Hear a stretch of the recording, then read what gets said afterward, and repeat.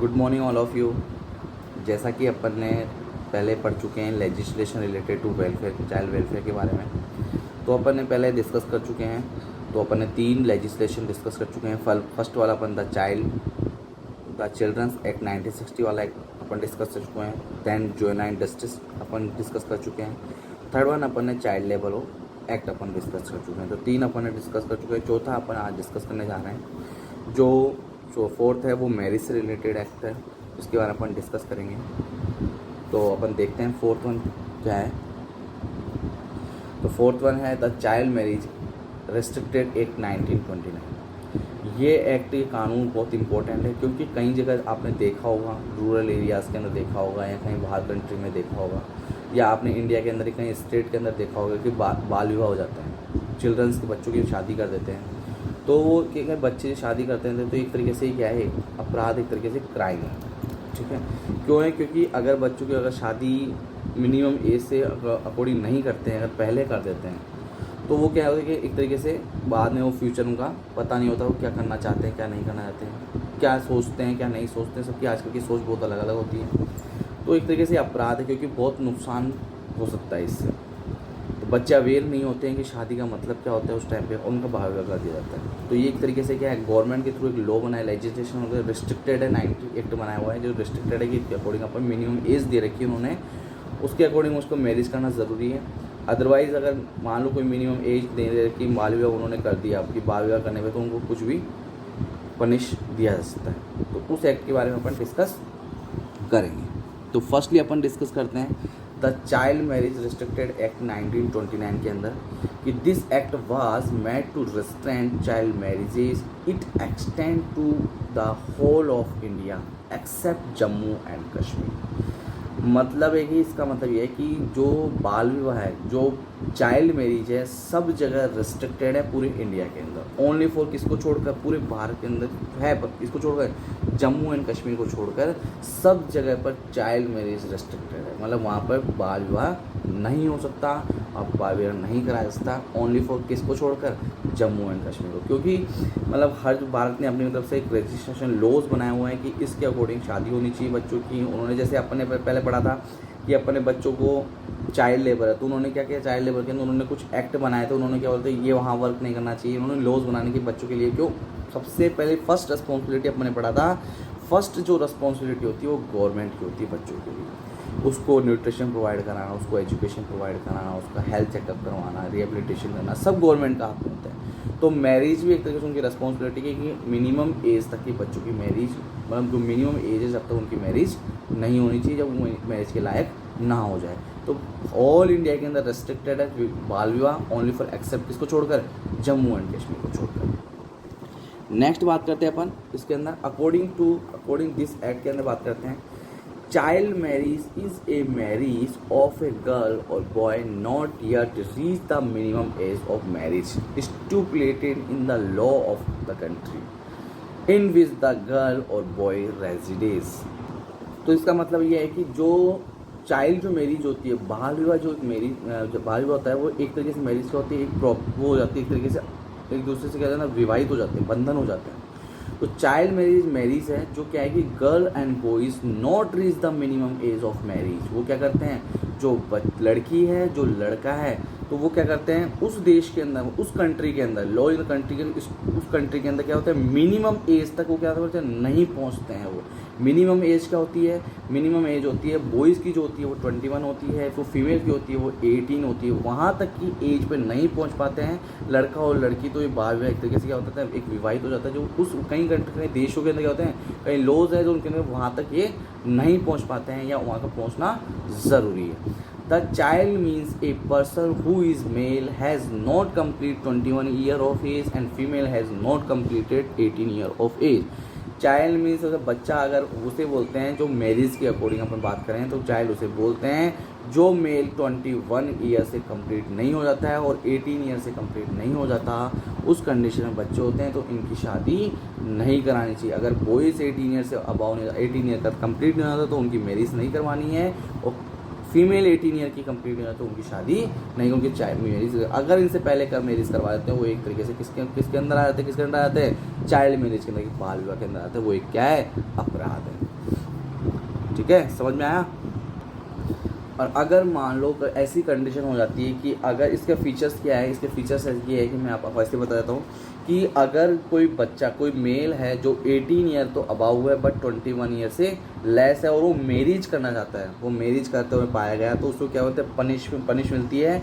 Punish ये मिलती है अगर वो 15 डेज तक, वो क्या कहता है, उसको 15 डेज तक लॉकअप में रखा जाता है, 1000 रुपये फाइन दिया जाता है या बहुत भी हो सकता है। और उसके पेरेंट्स को भी यही कंडीशन हो सकती है कि फाइन भी उनको डिपॉजिट कराना सकता है और उनको लॉकअप में भी डाल सकते हैं। तो और जो कॉन्ट्रैक्टर है वो भी उसके अंदर पनिशमेंट दी जा सकती है। मतलब अगर इसके फीचर्स ये इस एक्ट के अकॉर्डिंग ये है कि अगर कोई बच्चा अगर बाल विवाह या चाइल्ड मैरिज करता हुआ पाया जाता है तो उसको लॉकअप में रखा जाता है, उसको फाइन लिया जाता है, उसको या बहुत दोनों ही लिया जाता है। पेरेंट्स को भी लिया जाता है, जो कॉन्ट्रैक्टर जो करवा रहा है उसको भी लिया जाता है और जिसकी शादी है उनको भी लिया जाता है।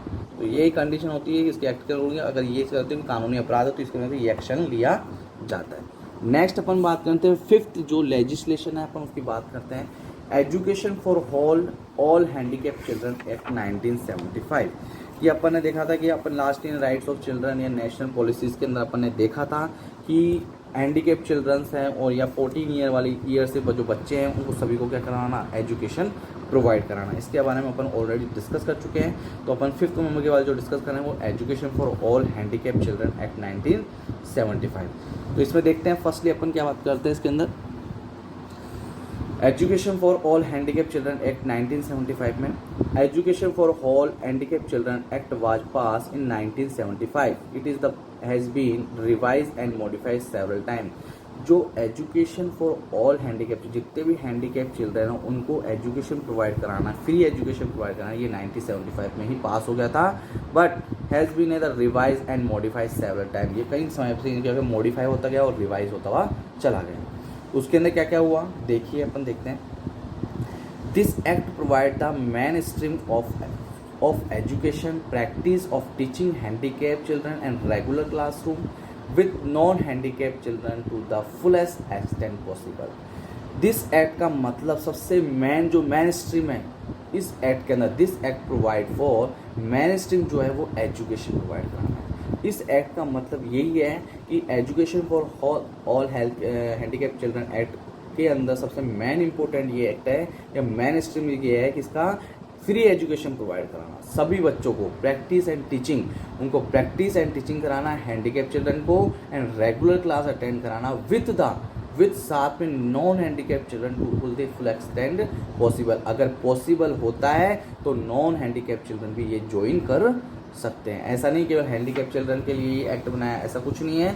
इसमें नॉन हैंडीकैप चिल्ड्रन वाले भी ज्वाइन कर सकते हैं। पर इस एक्ट का जो मेन फोकस, जो मेन स्ट्रीम है वो क्या है, एजुकेशन प्रोवाइड कराना, प्रैक्टिस करवाना, टीचिंग करवाना हैंडीकैप चिल्ड्रन को, रेगुलर क्लासरूम लगवाना। सबसे मेन फोकस या मेन स्ट्रीम यही है इसका। नेक्स्ट देखते हैं अपन इसके अंदर।